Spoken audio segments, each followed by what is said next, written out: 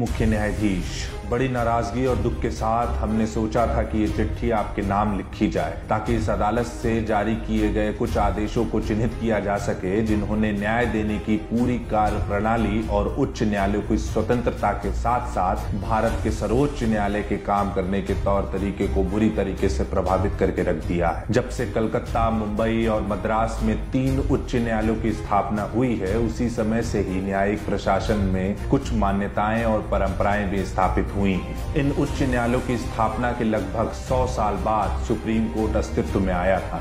ये वो परंपराएं हैं जिनकी जड़ें अंग्रेजी न्यायतंत्र में थीं। स्थापित सिद्धांतों में से एक सिद्धांत ये भी है कि रोस्टर का फैसला करने का विशेष अधिकार प्रधान न्यायाधीश के पास है, जिससे कि ये व्यवस्था निर्विवाद बनी रहे कि सर्वोच्च न्यायालय का कौन सदस्य और कौन सी पीठ और किस मामले की सुनवाई करेगी। ये परंपरा इसलिए बनाई गई ताकि अदालत का कामकाज अनुशासित और सुचारू तरीके से चलता रहे। ये परंपरा प्रधान न्यायाधीश को अपने सहयोगियों के ऊपर अपनी बात थोपने की इजाजत नहीं देती है। हमारे देश के न्यायतंत्र में ये बात भी पूरी तरीके से स्थापित है कि प्रधान न्यायाधीश सभी न्यायाधीशों के बराबर हैं, बस सूची में पहले नंबर पे हैं, ना उनसे कम ना ही उनसे ज्यादा। रोस्टर तय करने के मामले में पूर्व स्थापित और मान्य परंपराएं रही हैं कि प्रधान न्यायाधीश मामले की जरूरत के हिसाब से ही पीठ का निर्धारण करेंगे। उपरोक्त सिद्धांत के बाद अगला तर्क संगत कदम ये होगा कि इस अदालत समेत अलग अलग न्यायिक इकाई ऐसे किसी मामले से खुद नहीं निपट सकती जिसकी सुनवाई किसी उपयुक्त बेंच से होनी चाहिए। उपरोक्त दोनों नियमों का उल्लंघन करने से दुखद और अवांछित परिणाम होंगे, जिससे न्यायपालिका की सत्यनिष्ठा को लेकर देश की राजनीतिक के मन में संदेह पैदा होगा। साथ ही अगर ऐसा नहीं होगा तो ऐसा हंगामा मचेगा जिसकी सिर्फ कल्पना ही की जा सकती है। हम ये बताते हुए बेहद निराश हैं कि पिछले कुछ समय से जिन 2 नियमों की बात हो रही है उसका पालन पूरी तरीके से नहीं किया जा रहा है। ऐसे कई मामले हैं जिनमें देश और संस्थान पर असर डालने वाले मुकदमे इस अदालत के आपने अपनी पसंद की बेंच को सौंप दिए, जिनके पीछे कोई तर्क नजर नहीं आता। इसकी रक्षा हर हाल में होनी चाहिए। हम इसका पूरा विवरण इसलिए नहीं दे रहे हैं क्योंकि ऐसा करने से सुप्रीम कोर्ट को और अधिक शर्मिंदगी उठानी पड़ेगी, लेकिन इसका जरूर ख्याल रखा जाना चाहिए कि इस सब के चलते कुछ हद तक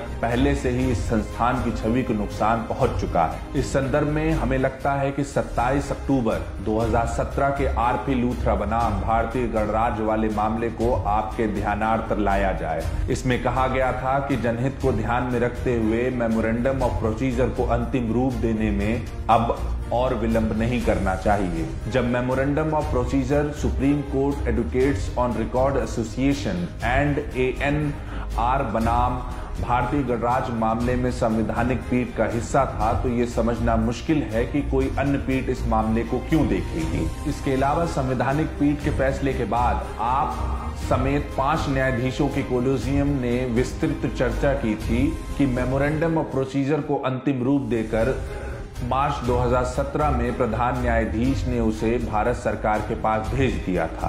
भारत सरकार ने इस पर कोई प्रतिक्रिया नहीं दी और इस चुप्पी को देखते हुए ये माना जाना चाहिए कि भारत सरकार ने supreme court advocate on record association Sopara मामले में इस अदालत के फैसले के आधार पर मेमोरेंडम ऑफ प्रोसीजर को स्वीकार कर लिया है। इसलिए किसी भी मुकाम पर पीठ को मेमोरेंडम ऑफ प्रोसीजर को अंतिम रूप देने को लेकर कोई व्यवस्था नहीं दी थी, या फिर इस मामले को अनिश्चित काल के लिए टाला नहीं जा सकता।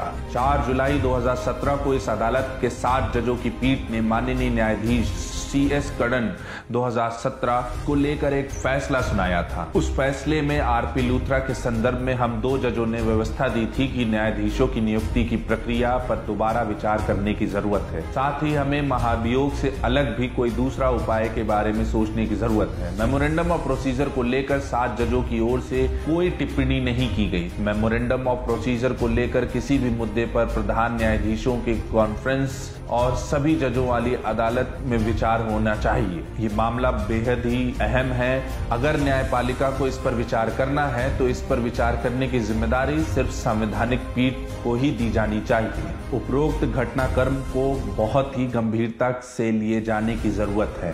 भारत के माननीय प्रधान न्यायाधीश का ये कर्तव्य है कि इस स्थिति को कोलिजियम के दूसरे सदस्यों के साथ सुलझाएं और बाद में अगर जरूरत पड़े तो इस अदालत के माननीय न्यायाधीशों के साथ विचार विमर्श करके इसमें सुधार करना चाहिए। एक बार आपकी तरफ से आरपी लूथरा बनाम भारतीय गणराज्य से जुड़े 27 अक्टूबर 2017 के आदेश वाले मामले को निपटा लिया जाए। अगर इसकी जरूरत पड़ी तो हम आपको इस अदालत द्वारा पारित अन्य कई न्यायिक आदेशों के बारे में बताएंगे जिनसे इसी तरह तत्काल निपटाए जाने की जरूरत है। सादर जे चलमेश्वर, रंजन गोगोई, मदन बी लूकर, कुरियन जोसेफ।